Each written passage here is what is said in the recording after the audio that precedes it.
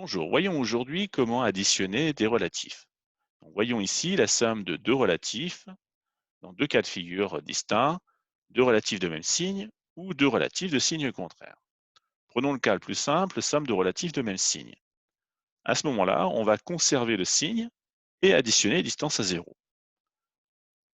Premier cas de figure, avec la somme de deux relatifs positifs, plus 4 et plus 3. Je conserve le signe plus, j'additionne les distances à zéro, plus 4 plus 3 est égal à plus 7. La somme de deux recettes est une recette plus importante. Prenons un deuxième exemple, cette fois la somme de deux relatifs négatifs, donc moins 6 plus moins 7 pardon, plus moins 6. La somme sera donc négative, je conserve le signe, puisque c'est le même pour les deux relatifs, et j'additionne les distances à 0. 7 plus 6 égale 13, la somme est égale à moins 13. Effectivement, si j'additionne deux dettes, je vais avoir une dette plus importante. Prenons le cas à présent de la somme de relatifs de signes contraires. À ce moment-là, la somme va prendre le signe de celui qui a la plus grande distance à 0 et on va soustraire les distances à 0.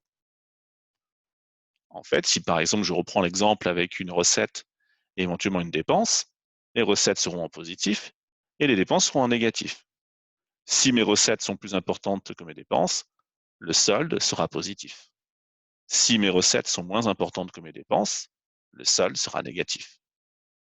Et le solde sera calculé en faisant la différence des distances à 0 de la recette et de la dépense.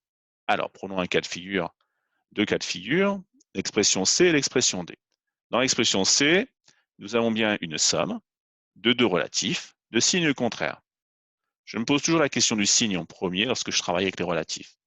Somme de deux relatifs de signes contraires, celui ici qui va l'emporter, celui qui a la plus grande distance à 0, et le relatif positif, plus 7, à une distance à 0 plus élevée que moins 3. Donc, ma somme sera positive.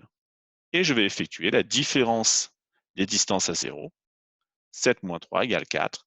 Donc la somme de moins 3 plus 7 est égale à plus 4. J'apporte 7 euros, j'en dépense 3. Au final, il me reste 4 euros. Prenons maintenant l'expression D. Là encore, c'est la somme de deux relatifs de signes contraires. L'un effectivement moins 12 et l'autre plus 8. Cette fois, celui qui l'emporte, celui qui a la plus grande distance à 0, c'est moins 12. Ma somme sera donc négative et je vais effectuer la différence des distances à 0, 12 moins 8.